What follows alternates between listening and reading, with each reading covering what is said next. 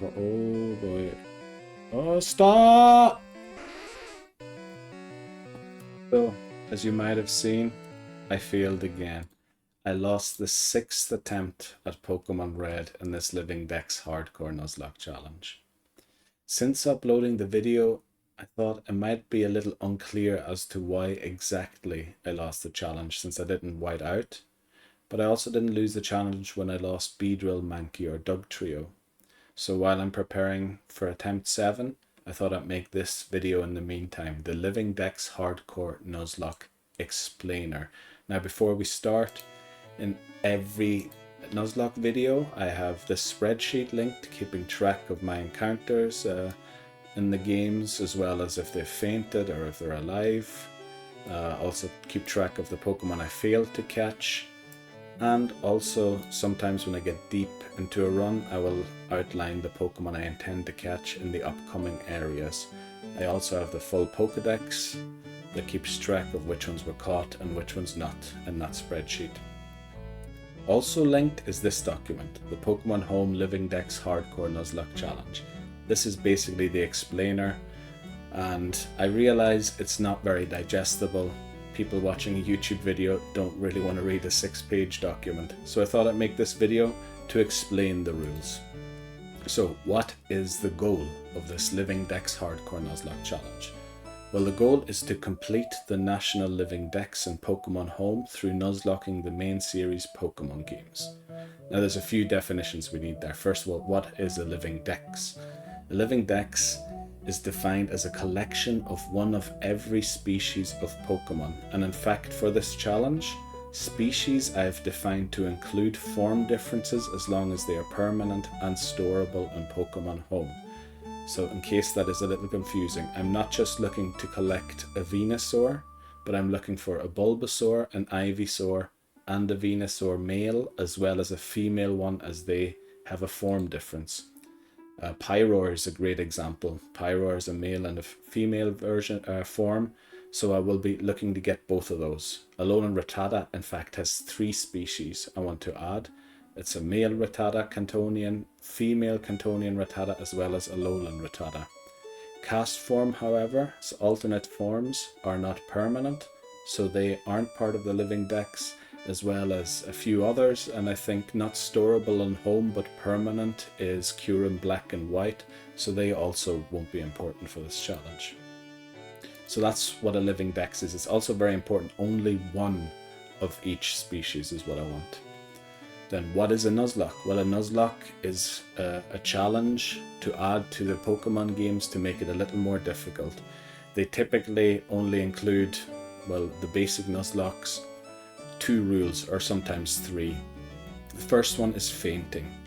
So when a Pokemon faints in a Nuzlocke, it must be deposited in the PC or released. For this challenge, it will just be deposited in the PC and can no longer be used in the challenge.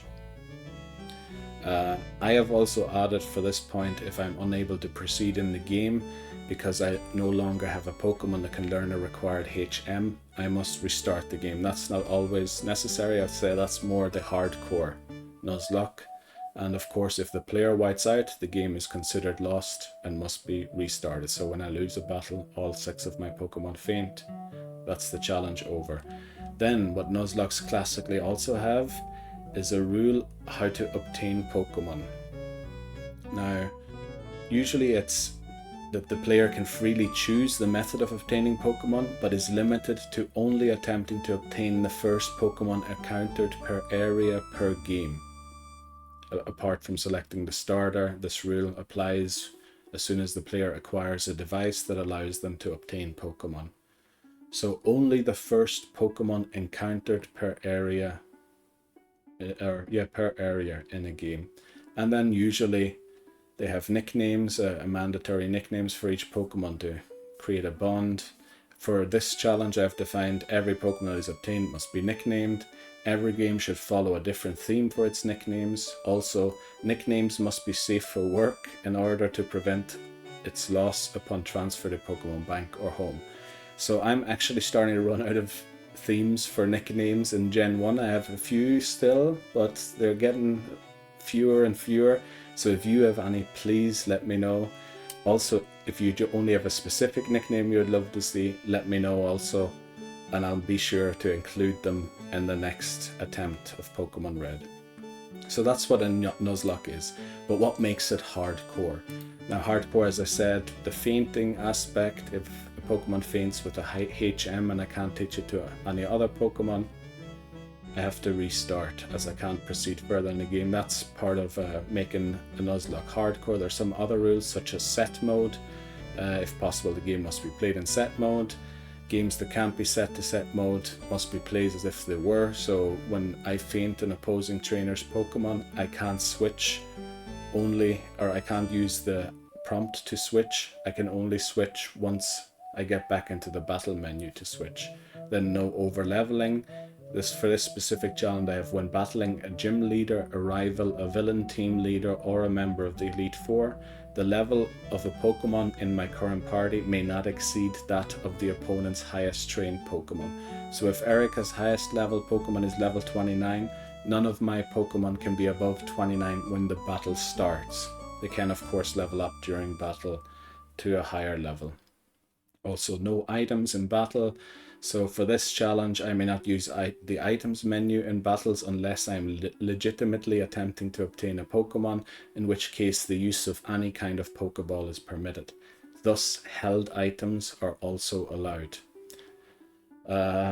Let's see, I will get to that. Held items do have a specific rule still, but I'll get to that later. No escape is the next one. So I may not select the run option in the battle menu. I can use Whirlwind and Roar. However, I can't select run in any of the battles. Then no duplicates. I may not have multiple Pokemon of the same Pokedex number on my team, and I may not have multiple Pokemon holding the same item during battle on my team, so I can't have two leftovers on the current team. Then also what's typical of a hardcore Nuzlocke is no cheating or RNG manipulation. Those two would just make the challenge run a lot easier, so I won't be doing those. Also, because I'm playing these games on genuine hardware and looking to transfer genuine Pokemon up to Pokemon Home, I also want to comply with the Pokemon's terms of service, obviously. So, how does the challenge work? Well, the challenge works by nuzlocking not just a single game of Pokemon, but all of them, as I said in the goal at the beginning. So the games will be played in order and completed, so not just started and left uncompleted. Played and completed in the order of a release with the knowledge and lore of Pokemon before the release of the next generation of Pokemon games. Now I've had to specify that in that way because I can't account for games that will be released in the future. So if whatever game comes after Scarlet and Violet, I'll also be nuzlocking those as part of this challenge. And because I can't tell what will come up in the next one's new evolutions or pre-evolutions added, I've made it so that a generation is complete within itself, and changes that are made after in a new generation don't apply to the older games. So for example, gender differences for Venusaur with the seed on the top were introduced in Gen 4. So until Gen 4, if I catch a Venusaur, it is considered complete, and only during Gen 4 will Venusaur's Pokedex entry then be incomplete. What else do we have? That's the order.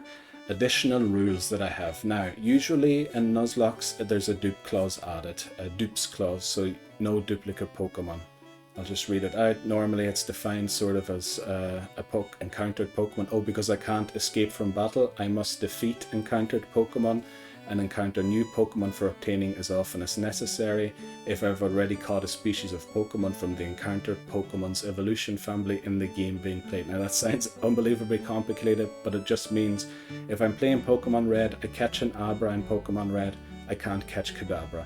If I catch a Rattata, I can't catch Eradicate or another Rattata. Also for Abra, I can't catch another Abra or Kadabra. However, because I'm looking to complete a Living Dex, I've added a Dupes Clause that spans across all of the games. Now, I'll just define what I define for that. I must defeat encountered Pokemon and encounter new Pokemon for obtaining as often as necessary. If I have caught all species available legitimately of the encountered Pokemon's evolution family in the games already completed. So that again sounds a lot more complicated than it is. It basically means if I play red, I catch a Rattata and don't evolve it. I then go through blue and I encounter Rattata. I must catch it and evolve it into Eradicate. For yellow then, if I do complete the evolution in blue, I can't catch Rattata or Eradicate anymore. In fact, I'll only be able to catch Rattata or Eradicate again in Gen 4 because that's when the gender differences were introduced. Until then, that's Rattata off the list. Now, obviously, there's a slight problem there that I could end up with 2 Rattatas. So that's why I've defined Jeopardy Pokemon. I'll just read the definition I wrote here. Jeopardy Pokemon is defined as any Pokemon whose fainting would result in the creation of a duplicate entry in the Living Dex. Therefore, if a Jeopardy Pokemon faints, the game in which the Jeopardy Pokemon fainted must be restarted. So when I lost Shell in that video at the beginning, I know I've changed the rules since slightly, because in the old rule I wouldn't be able to catch any Pokemon that was in the Pokedex already, so thus stopping me from being able to obtain Cloyster in Gen 1 and making it unavailable, and therefore I lost the run. I've now made it so that Shelder would be a Jeopardy Pokemon in the next game, so it would be in blue. Now, the name is not great. If anyone has a better suggestion for naming it, I thought about just naming it Duplicate Pokemon, but that sort of misses the point slightly. So I have it as Jeopardy Pokemon for now. It's basically any Pokemon that I was forced or the Dupes Clause didn't apply, but I have it already, and I have to evolve it. If it faints before it evolves and doesn't create a new entry in the Living Dex, I have to restart the game. Oh, I also have a shiny clause, which I forgot to mention. If I encounter a shiny Pokemon, I may always attempt to obtain it. If it's obtaining does not fall under the rules above, so the Dupes Clauses, the obtained shiny Pokemon must be deposited in the PC and cannot be used in the challenge. That's just to stop me from, if I'm stuck, going looking for shiny Pokemon. That's why I had that rule in there. Now there is another specific rule. Because pre-evolutions are a thing in the games, I have had to allow breeding, but I restricted it as much as I could, let me tell you. So gift eggs, we'll start with eggs, are a legal method of obtaining Pokemon, so the odd egg and crystal is allowed. The area an egg was hatched in is used to determine the area it was obtained from, and therefore no other Pokemon can be obtained from that area. The reason I use hatching rather than where I obtain the egg is because in later generations, on the summary page of a Pokemon, they add where it was hatched rather than where it was obtained. So I'll apply that rule in the earlier generations where there is no meta location in the summary page. Now, breeding. Breeding is allowed only if the hatched Pokemon has not yet been caught in any game in this challenge run, so if it's not in the Living Dex yet. Further, the parents used to breed must be obtained through legitimate means as part of the challenge. So that means the Magmar, say if I want to make a Magby, has to be the first encounter in wherever I'm catching it, and also the male parent I use also has to be the first encounter that I had in an area of the game. So I can't be going out catching Pokemon additionally to make the breeding happen. They have to be from this challenge. Then furthermore, the egg must be hatched at the female's parent's encountered area, and the female parent must then be released once the egg is hatched. So that's just to replace so I don't gain an extra Pokemon. I will then replace the female parent. And you might wonder, what about Ditto? Ditto will most likely be caught in Gen 1, and as it doesn't have any alternate forms up to now, it's very unlikely it will ever be available again, so I can define it in this way, that the female parent, so that's always the species that's going to be in the egg.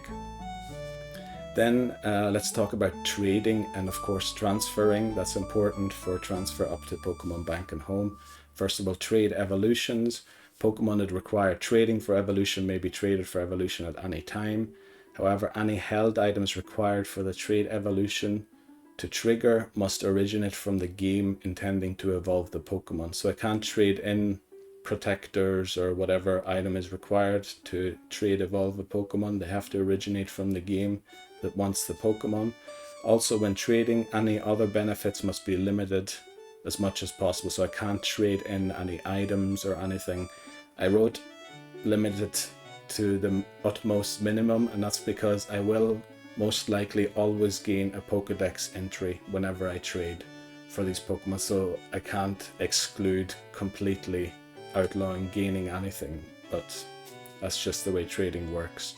Then in-game trades as well as trades with other players aren't a legal method of obtaining Pokemon, so I've completely outlawed those. The in-game trades mainly because I want the nicknames to come from the games or from me playing the games and the community and everything, rather than some game developer's recommended name or whatever name they came up with. And the other trades are just because they would enable loopholes and all that there. So then transfer from previous generations may only be done once the game has been completed where I'm transferring the Pokemon to. So if I complete Sapphire and I'm moving the Pokemon on to Gen 4, I can only do so once I've completed Diamond, for example. So I will be transferring all the Pokemon up. However, I can't use the Pokemon that I transfer up in the challenge of those games. Now let me just browse through to see if I forgot anything. Ending is something we could get into, but I think I have everything else. Yeah, I think that's it. So ending is basically the game ends once I've defeated the Elite Four after all post-game content has been unlocked. So for Gen 1, I beat them, then I have to go to Cerulean Cave, encounter Mewtwo and either defeat him or catch it, and then defeat it or catch it, and then go back and defeat the Elite Four again. And then there's a specific reward at the end.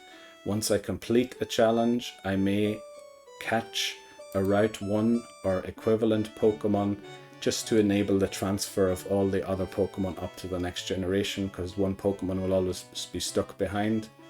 And yeah, that's basically how the challenge works. Maybe I can explain why I'm doing this. I've always been interested in completing a Living Dex, but I could never really decide how to, where should which Pokemon come from, what game should I pick a Doduo from, for example. So I decided nuzlocking the games would take that decision away from me, and I would make the whole journey a little more interesting rather than just running through games and catching the Pokemon that are missing for the Living Dex. What are the challenges in this game, or in this challenge specifically? Well, one thing is Pokemon Bank might shut down soon, so there's kind of time pressure on that to get it done before that happens. I think I still have some time, but that is the biggest threat to the challenge. Otherwise, the Jeopardy Pokemon concept, where I can't create a second entry in the Living Dex, that will, as you've seen, it forced, I think, 3 out of the 6 restarts. So that will be an added, or make it more complicated. Now, one thing I haven't mentioned yet for this challenge, I forgot that was the thing I thought of before and couldn't find. It is fainted Pokemon are still part of the Living Dex. Now that might seem counterintuitive, but there is 2 very good reasons for that, and I'll just go through it. So fainted Pokemon are transferred to Pokémon Home as part of the Living Dex for 2 reasons. Increased difficulty. It actually increases the difficulty doing this, because counting fainted Pokemon towards the Living Dex increases the difficulty of the challenge in the following 2 ways. Failing to evolve a Pokemon before it faints creates a lower level evolution entry of a Pokemon's evolution family in the Living Dex. So say if my Gloom faints before I can evolve it to a Vileplume, I then have a Gloom in the Living Dex that I can no longer evolve into a Vileplume, therefore almost certainly guaranteeing that I will eventually end up with a Jeopardy Pokemon, because I can't have Gloom, but I still require Vileplume for the challenge, or for the Living Dex challenge. So as opposed to deleting the entry of that Pokemon, which simply allows for capture in a later game without added pressure. Because if I didn't add that to the Living Dex, I could just simply in the next game pick up a Gloom, and if it faints, there's no issue. That's one of the reasons why.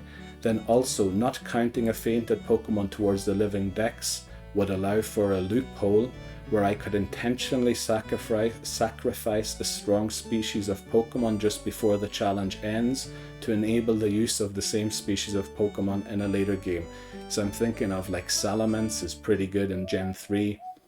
If a fainted Pokemon didn't count towards the Living Dex, I could, in the final battle against, I can't remember, is it Steven, intentionally sack my Salamence when I know I'm going to win so that I can use it again in the other Gen 3 games.